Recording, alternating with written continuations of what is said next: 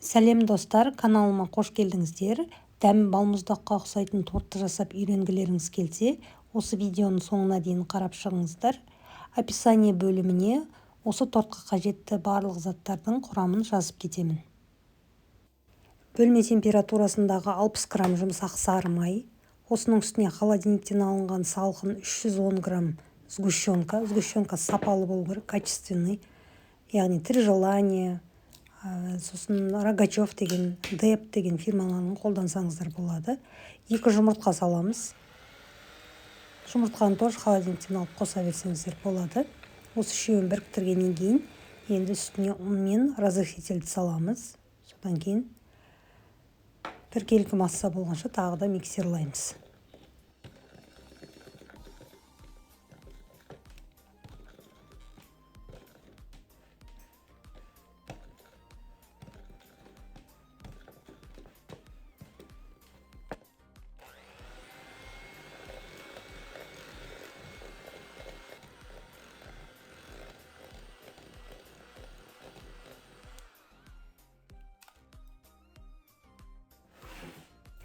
Корждарды пісіру үшін пергаменттерді дайындап аламыз. Бізде 7 слой болады. Мына қақпақтың диаметрі бізде 22 см. Осылай домалақтап сызып, пергаментті теріс қаратамыз. Яғни сызылмаған жағына жағып пісіреміз.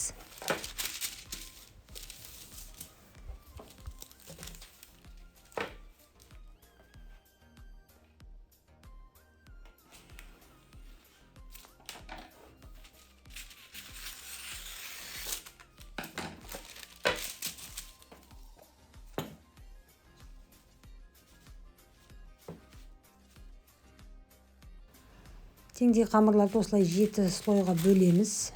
Мен көз мөлшермен салдым, енді өлшеп істесеңіздер де болады оны. Осылай барлығын салып болғаннан кейін қамырды жайып шығамыз. Жайған кезде мен мынау сызығына 1 см жеткізбей жайып шығамын барлық жеріне. Өйткені піскен кезде тағы да сәл жайылады, и плюс, чтобы шетін кеспес үшін мен осылай жеткіздірмей жағып шығамын.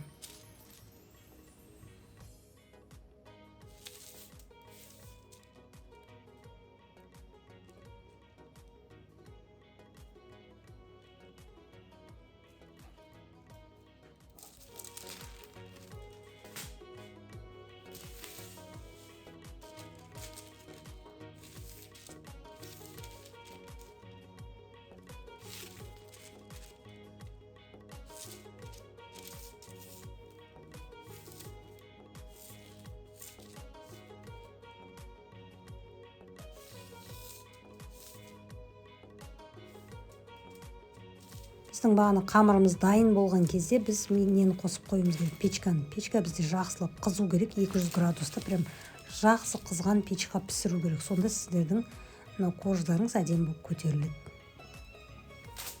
Осындай пышный болып көтеріледі. Шетін қырқудың да, кесіп алудың да қажет жоқ. Осылай барлығын пісіріп аламыз, 7 слойды қызарғанша.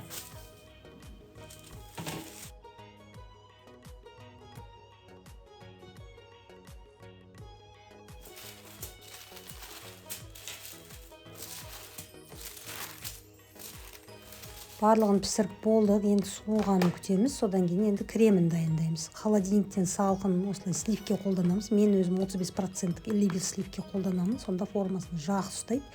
Ал енді ол болмаса, енді 33% сливке де қолдансаңыздар болады. Осының үстіне холодильниктен алынған салқын сгущенканы қойдым и кішкене қант салдым. Енді осыны жақсылап миксерлаймыз.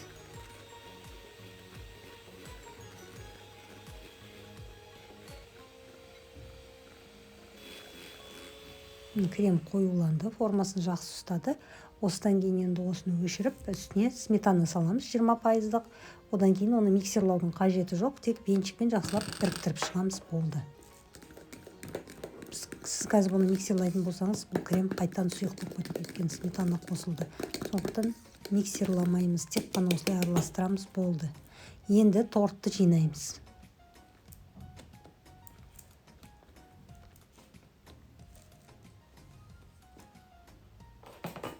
Торт түзу болу үшін мынандай кольцода жинаған дұрыс. Кольцо қоямыз шетіне. сіздерге тағы бір айтып кететін нәрсе, сгущенкаларыңыз качественный болу керек. Андай құрамында эмульгатор, растительный жир бар деген андай арзан сгущенкалармен істейтін болсаңыз, сіздің корждарыңыз көтерілмейді онша. Андай печкада көтеріледі да, кейін шығарғаннан кейін кәдімгідей жабысып қалады.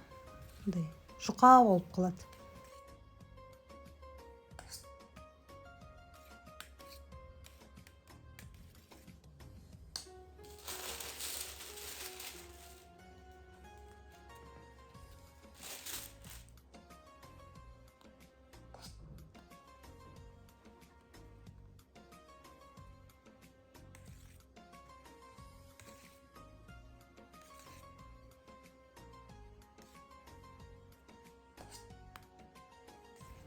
Кремді толтырып 2 қасықтан салып осылай жинап шығамыз 7 слойды.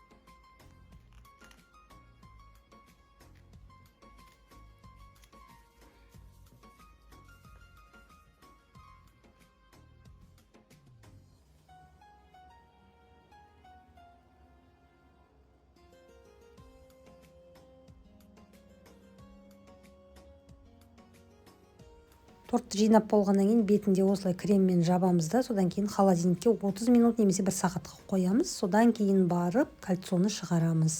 Бұл тортта обтяжка жасамаймыз, шетін тегістемейміз, өйткені оны көп адамдар істеуге қиналады, ол көп уақыт алады, түзу болмайды. Сондықтан сізге ол қиын болса, тортты осылай жасағаныңыз дұрыс.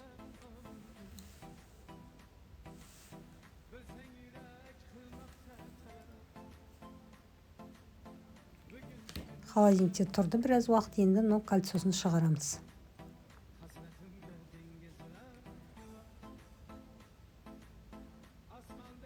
Не болды, осылай ала-саласыз, шетін тегістеудің де қажеті жоқ. Ол коржы, бисквиттер так жұмсарып кетеді креммен бірге. Енді содан кейін әдемелеп сәндей салсаңыз, уже торттың түрі кіріп өте әдемі болады. Содан кейін 1-2 сағатқа тағы пропиткаға жіберген дұрыс. Bir түн тұрса, одан да күшті жұмсақ болады. Жасалу өте оңай, сіздерге түсінікті болды деп ойлаймын. Міндетті түрде жасап көріңіздер, өте дәмді, ауызда еритін сондай жұмсақ торт.